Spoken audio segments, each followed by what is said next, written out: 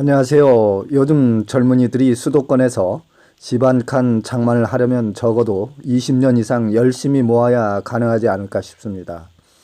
이렇게 집 장만하기가 어렵다 보니 젊은이들이 결혼하기도 쉽지 않은 상황이고, 따라서 좀 여유가 있는 부모라면 자녀에게 집 한 칸 마련해주고 싶은 것은 인지상정일 텐데요. 자녀나 배우자에게 집을 사주거나 자신의 집을 증여해주고 싶어도 증여세가 워낙 많다 보니 사실 선뜻 결정하기가 쉽지 않습니다. 그래서 이번 강의는 배우자나 자녀에게 증여 시 증여세를 최대한 절세할 수 있는 방법을 강의를 해보도록 하겠습니다. 증여란 무엇인지 그 의미를 간단히 살펴보겠습니다. 타인으로부터 재산을 무상으로 취득을 하는 경우 그 취득한 자에게 증여받은 재산가액에서 증여세 면제 한도를 공제한 후에 그 과세 표준에 누진세율을 적용하여 부과하는 세금입니다. 그러면 여기서 증여세 계산 사례를 들어서 한번 설명을 해보도록 하겠습니다. 10억짜리 아파트를 배우자에게 증여하는 경우 증여 재산가액이 10억이 되겠고요. 증여 재산 공제는 배우자이기 때문에 6억을 빼주면 과세 표준이 4억이 나오겠습니다. 4억에서 세율 20%를 적용하고 누진공제 1,000만 원을 공제를 해주면 산출세액이 7천만 원이 되는 것이고요. 산출세액에서 신고세액 공제 3%를 공제를 하게 되면 최종적으로 10억짜리 아파트를 배우자에게 증여했을 때 6,790만 원의 납부세액이 되겠습니다. 여기서 증여세 신고 납부 방법에 대해서 잠시 살펴보면요. 증여일이 속하는 달의 마지막 날부터 3개월 이내에 신고 납부를 하셔야 되고요. 특히 주의하실 사항으로는 무신고 시에 신고 불성실 가산세가 10%에서 40%까지 추가 납부를 하도록 되어 있습니다. 증여세 신고서와 첨부 서류는 화면상의 표에서 참고를 해보시고요. 증여재산의 취득 시기를 잠깐 좀 살펴보겠습니다. 부동산 예를 들어서 아파트나 주택같이 등기 등록을 요하는 재산은 소유권 이전 등기 등록 신청서 접수일이 되겠고요. 아파트 분양권 같은 경우에는 사용 승인서 교부일이나 사실상 사용일 또는 임시 사용 승인일 중에서 가장 빠른 날을 증여 취득 시기로 보겠습니다. 기타 나머지는 인도한 날이나 사실상의 사용일이 당해 증여재산의 취득 시기가 되겠습니다. 다음은 증여재산의 평가 방법을 좀 알아보겠는데요. 증여재산의 평가는 대원칙이 증여일 현재의 시가를 말하는 것입니다. 시가라는 것은 불특정 다수인 사이에 자유로이 거래가 이루어지는 경우 통상 성립된다고 인정되는 가액을 말하는 것으로서 증여일 전 6개월, 증여 후 3개월 이내의 기간 동안에 매매, 감정, 수용, 경매 또는 공매, 이하 매매 등 가격이 있는 경우에는 그 확인되는 가액을 포함하는 것입니다. 좀 더 여러분께 알기 쉽게 말씀을 드리면 증여일 전 6개월, 증여 후 3개월 이내의 기간 동안에 매매나 감정, 수용 등 기타 비슷한 유형의 부동산이 거래된 경우 그 실지 거래 가액을 가지고 시가로 보겠다는 것이 세법의 취지입니다. 다음은 증여재산 공제금액에 대해서 살펴보겠습니다. 배우자로부터 증여를 받은 경우에는 6억, 직계존속은 5천만 원, 미성년자는 2천만 원, 직계 비속으로부터 증여받은 경우는 5천만 원, 기타 친족은 1천만 원. 이 금액은 증여 가액에서 증여재산 공제액을 일정 금액만큼 공제해 주겠다는 것이고요. 증여재산 공제 유효기간은 한 번 증여를 할 때 10년 기간을 유효로 하는 것입니다. 따라서 증여자산가액이 큰 경우에는 배우자를 예로 들어서 말씀을 드리면 최초에 6억을 공제받을 수 있는 것이고요. 다음으로 10년이 지난 다음에 또다시 6억을 받을 수 있는 것이기 때문에 증여자산가액이 큰 자산은 10년 단위의 계획을 세워서 순차적으로 증여를 한다고 그러면 증여 공제가액이 계속 늘어나는 절세 효과를 가질 수 있겠습니다. 다음은 증여세 취소 방법에 대해서 좀 살펴보겠습니다. 증여세는 수증자가 납부를 하는 것으로서 재산을 증여를 받게 되면 수증자는 증여받은 날의 말일로부터 3개월 이내에 증여세를 자진신고 납부를 해야 되는데요. 증여를 한 후에 증여자가 마음이 변심을 해서 취소를 하고 싶을 때는 증여세 신고 기한 이내에 반환 시에는 처음부터 증여가 없었던 것으로 간주하여 당초 증여를 한 재산이나 반환받은 것에 대해서 모두 증여세를 과세하지 않습니다. 따라서 쉽게 말씀을 드리면 증여 후에 마음이 변심을 해서 증여를 취소하고 싶다면 증여세 신고 납부 기한 이내에 취소 시 증여세가 없게 되겠습니다. 다음은 증여 방법에 대해서 잠시 살펴보겠습니다. 증여라는 것은 증여자가 재산을 무상으로 수증자에게 수여하는 의사를 표시하고 상대방이 이를 승낙함으로써 성립하는 일종의 계약인데요. 예를 들어서 부동산 증여 계약을 하게 된다 그러면 증여자가 수증자에게 무상으로 자신의 재산을 증여한다는 의사를 표시를 하고 상대방이 이를 승낙함으로써 효력이 발생하는 계약서를 작성하면 되는 것입니다. 이상으로 증여세에 대해서 증여를 어떻게 하는지, 신고 방법, 증여재산 평가 방법, 증여 후 취소 방법 등을 전반적으로 살펴보았는데요. 이제부터 여러분들이 가장 궁금해하시는 배우자와 자녀, 친족 등에게 증여를 할 때 증여세를 합법적으로 절세할 수 있는 방법은 어떤 것들이 있는지 본인이 국세청 재직 시 빈번하게 발생되었던 사례들을 중심으로 살펴보도록 하겠습니다. 국세청에서 증여세를 과세하는 절차와 과정을 여러분들이 좀 알아두시는 게 좋을 것 같아서 말씀을 드리겠는데요. 모든 부동산은 매매, 증여, 상속 등의 원인에 의해서 소유권 변동이 일어나게 되면 등기소에 접수가 되는 것이고, 해당 등기 변동 자료는 국세청 전산실에 입력이 되어서 양도, 상속, 증여 자료로 발생이 됩니다. 발생된 자료들은 양도 자료의 경우는 주택은 1세대 1주택 비과세 판정을 하거나 비과세 요건을 갖추지 못한 경우에는 납세자의 소명을 받아서 과세 여부를 판정하게 되는 것이고, 증여 자료 같은 경우에는 해당 증여세 신고 납부가 적절하게 되었는지, 취득한 부동산에 대해서 자금 출처는 충분한지 등을 검토를 한 후에 증여세를 신고하지 않았거나 자금 출처가 불분명하여 소명을 받을 필요성이 있을 때는 납세자에게 자금 출처에 대한 증빙을 제출할 것을 요구합니다. 국세청 전산 데이터베이스에는 국민 1인별로 각자의 부동산, 예금, 주식, 소득 상황, 골프 회원권, 기타 자산 등 모든 소유 재산과 관련된 데이터베이스가 구축이 되어 있기 때문에 취득 자금 출처에 대한 전후 상황 등을 전산실에 보관된 자료로서 확인을 하게 됩니다. 만약에 부동산 등을 연소자나 소득이 없는 자가 취득을 했다면 증여세 신고 여부를 확인을 하고, 증여세 무신고자라면 증여세 탈루 의혹에 대해서 실질적인 확인 작업을 벌이는 것이죠.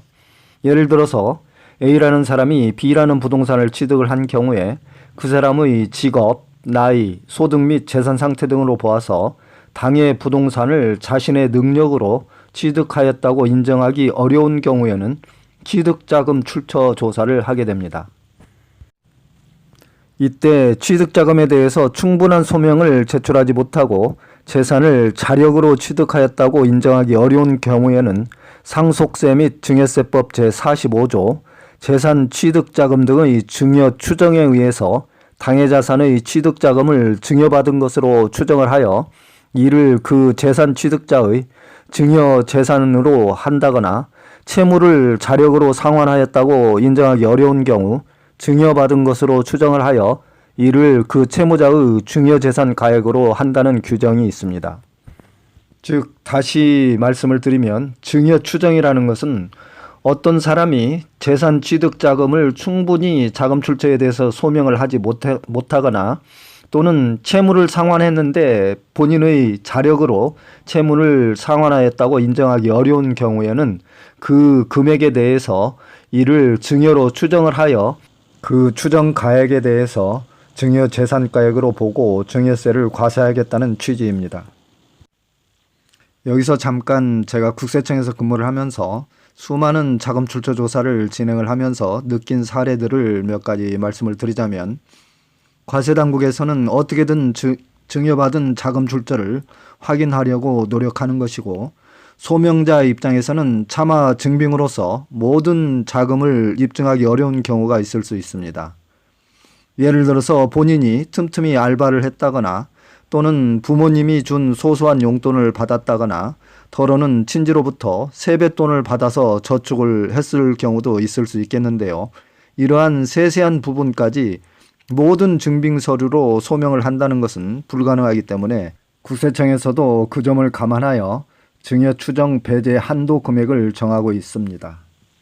여기서 증여 추정 배제 한도 금액을 잠시 살펴보게 되면 세대주 또는 나이에 따라서 한도 금액이 차이가 나기 때문에 화면상의 표에서 참고를 해보시기 바라고요. 또 나머지 하나는 취득자금이 재산 취득가액의 20% 또는 2억 원 이하 중에서 둘 중 작은 금액에 해당하는 금액은 소명을 제외하도록 하고 있습니다. 또한 기타 자금 출처 증여 추정 배제 기준 금액에 대해서는 화면상의 표에서 여러분들이 참조를 해보시기 바랍니다. 여기서 여러분들이 특히 좀 주의를 하셔야 될 사항은 증여 추정 기준 배제 금액 이하라고 할지라도 취득자금 또는 채무 상환액을 타인으로부터 직접 증여받은 경우에는 증여세가 과세되는 것입니다. 증여 추정에 대해서는 자금 출처 증빙을 소명하는 데 있어서 매우 중요한 사항이기 때문에 여러분들의 이해를 쉽게 하기 위해서 사례를 들어서 설명을 해드리도록 하겠습니다.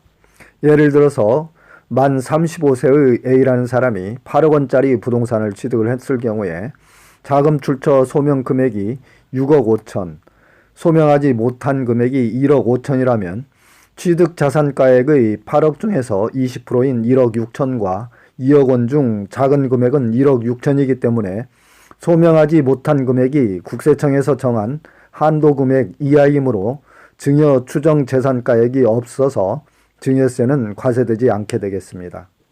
조금 더 간략히 말씀을 드리면 본인의 취득 자산가액의 20%와 2억 원 중 적은 금액 중에서 소명하지 못한 금액이 둘 중에 적은 금액보다 작을 경우에는 증여 추정 재산가액이 없으므로 증여세가 해당되지 않게 되겠습니다. 다음은 자금 출처 증빙으로 제시할 수 있는 서류들을 한번 알아보겠습니다. 종전 부동산 처분 금액이나 개인 차입금, 금융기관 대출금, 임대보증금, 사업소득, 근로소득, 기타 알바 수익 금액이나 결혼식 축의금 등이 되겠습니다. 알바 수익 금액이나 결혼식 축의금 등은 그때그때 발생이 되면 꼼꼼하게 증빙 서류를 미리 갖춰놓는 것이 좋겠습니다.